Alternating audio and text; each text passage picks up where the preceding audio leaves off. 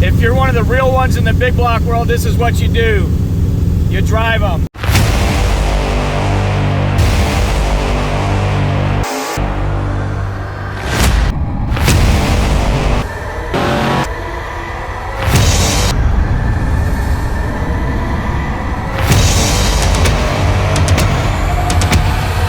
Flying H kind of late. Yeah, we didn't get there till probably 5 o'clock. 5. But I think they were still running A group because they started late. For them to still be there at 5 o'clock, they're running behind at minimum because they're supposed to be out of there by 2, 3. Yeah. So I went first, and then we went back around. Then we waited for you because your class is before mine. We missed the call for your class. Right. We set the car for your class. Mm-hmm. I go, and then we...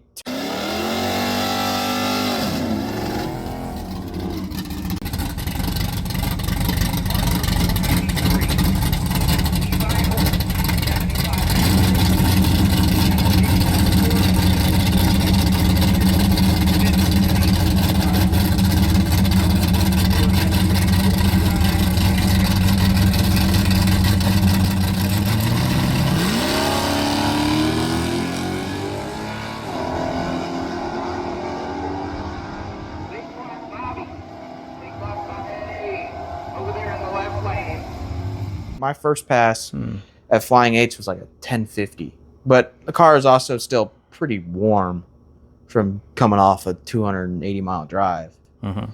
But cooled down. I think we checked the plugs, make sure that was all good.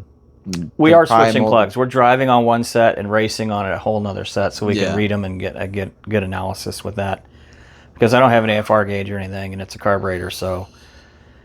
With the little carb, the other thing too is the plugs are reading lean. I had to go back to back here in the middle because you're 10. There's 2 classes between us. Yeah.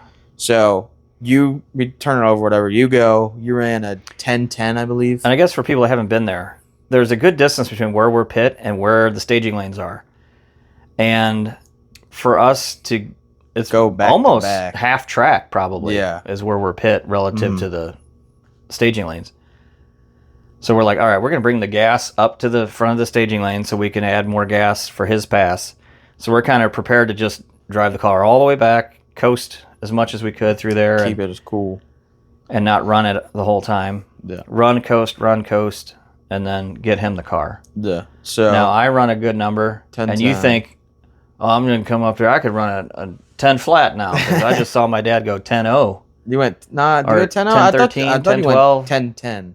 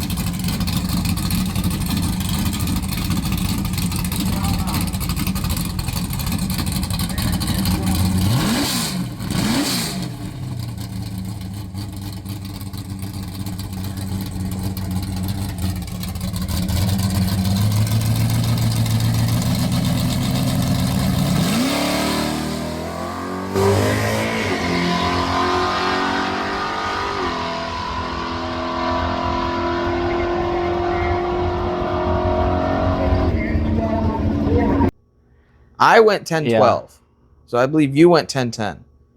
So that was my best pass of the week, was Flying H. It's time to leave Flying H. It's dark out. We don't even have a place to stay yet. No, I don't. We're just like, we need to get something to eat first.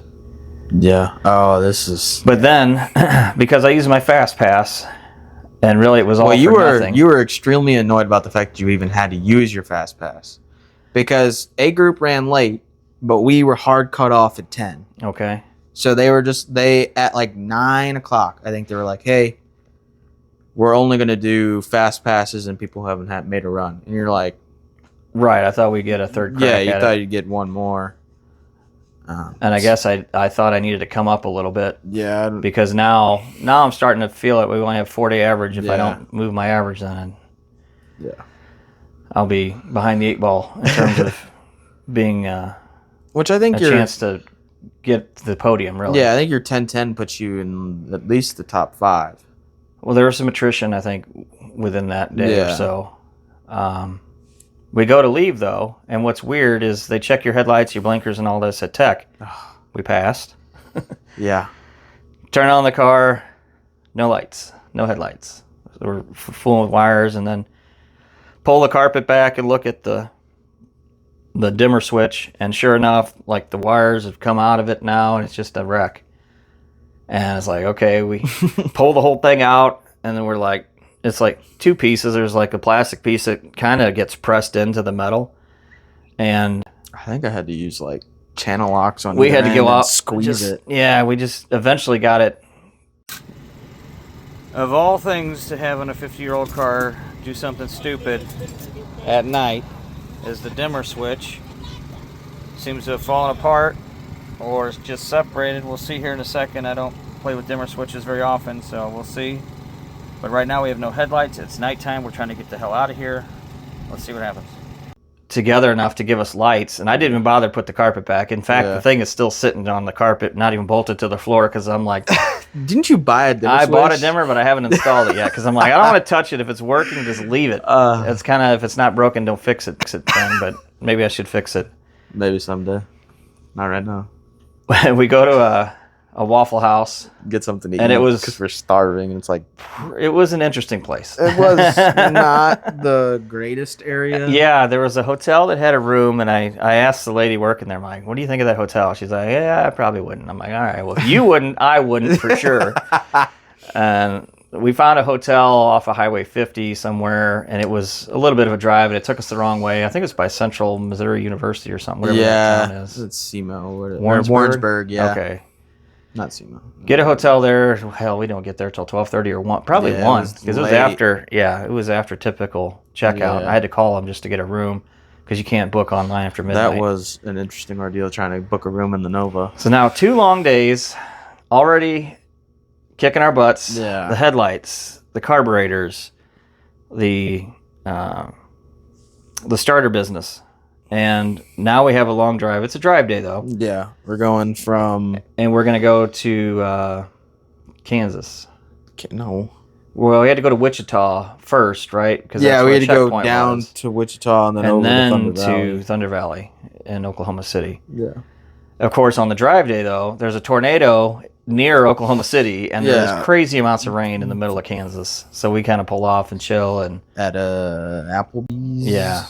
So I've got footage here. I did a short, but I'll throw this in here now. Yeah, we saw it starting to get real dark. It started to drizzle, and you're like, I don't want to drive in that. I said, I don't blame you.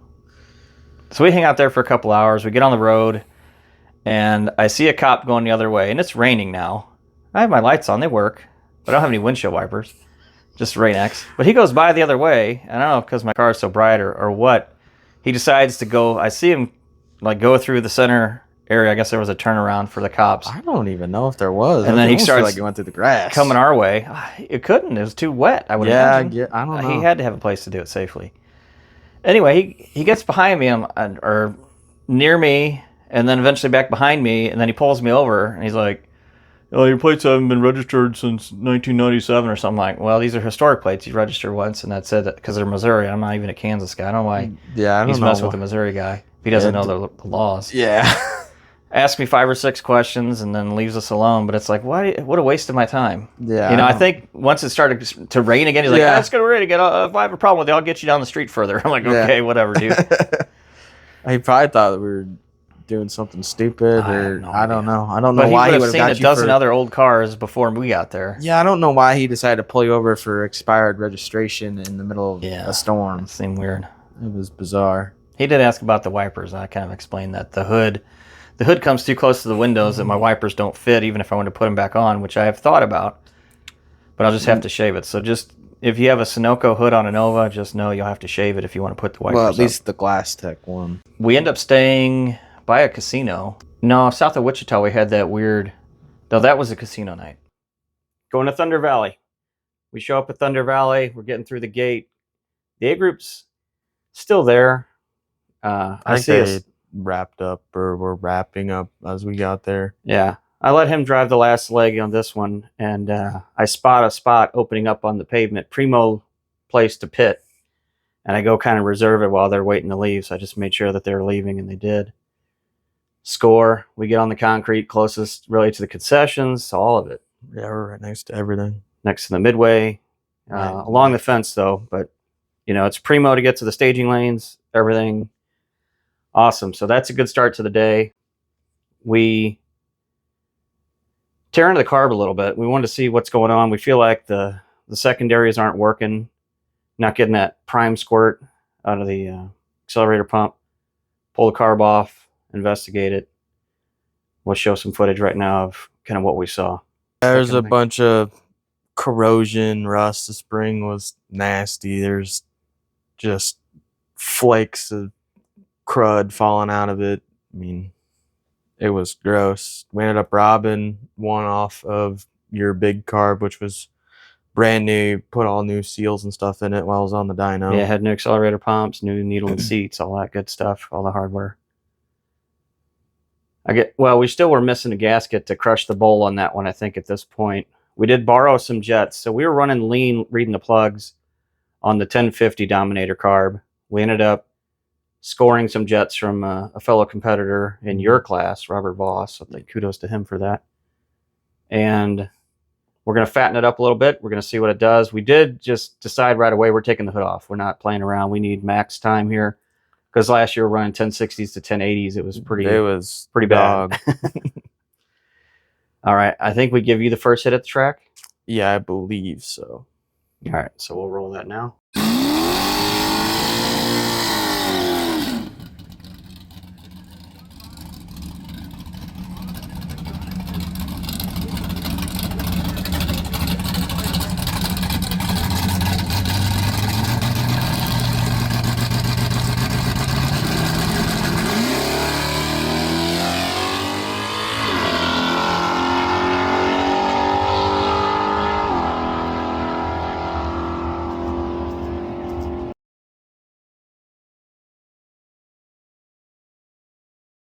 All right, so his first pass, not the greatest, but I mean, it was better than the year before.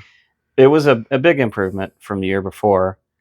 I'm going to do a crack at the track, and because our classes, when I go first, or if I go the same round he goes, there's only a couple classes between us and not a lot of cars. So we kind of rush, bring fuel to the staging lanes, that kind of thing.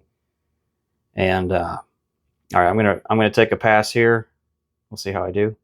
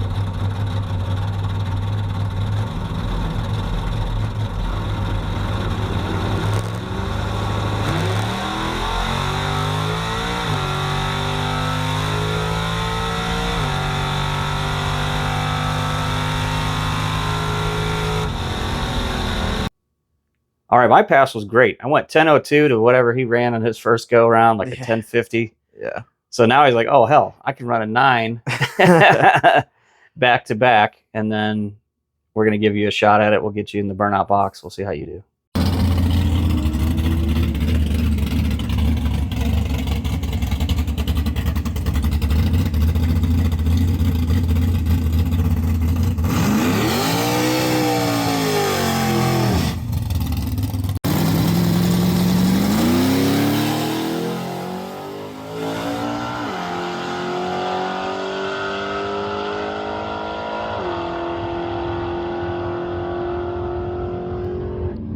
drive. I just went 10-0. What's wrong with that boy?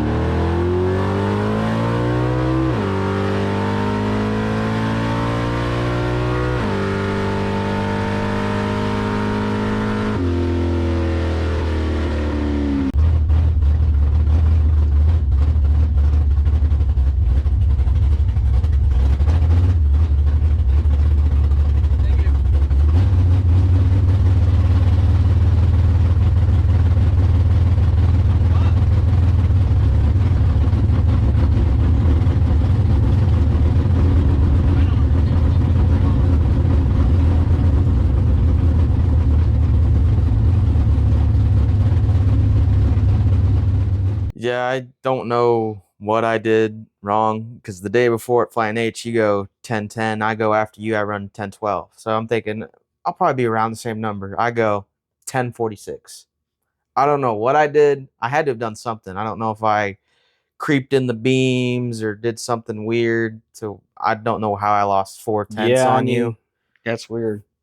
Because even if you deep stage, it's only a 10th. Yeah, so. I mean, I lost 4/10. I don't know if I didn't put my foot to the floor again or or what happened. But I mean, we know that I found the floor before, so I don't know. I mean, I think I remember us sitting in the hotel after trying to look at the footage and be like, "What did I do?" But I don't remember us really noticing anything. We didn't see anything irregular. Yeah, that would have lost 4/10. Yeah. Getting more comfortable with the burnouts? Yeah, I'd say I'm a lot more comfortable behind the wheel doing anything. Okay.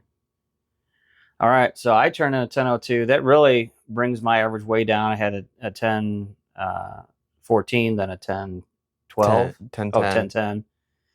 So I think I was in 4th or 5th place coming out of day 2. The number 1 guy here lost his transmission. So now heading into Texas, there is still a chance for me to make the podium. I'm excited about that. We have a decent 200 and something mile drive. I think 240 maybe. Yeah, around there. I mean, it was over 200. It's not awful, but it wasn't great. That concludes 3 days of racing. Right now, Bobby's in first place of Big Block Naturally Aspirated. He's managed to stay ahead of the pack each of the 3 days. So right now he's leading wire to wire. He's about a quarter of a second ahead of the second place challenger. I'm still fighting for my life in 10-0. After day 1, I was sitting in 6th place. Managed to improve that to 4th place after day 2.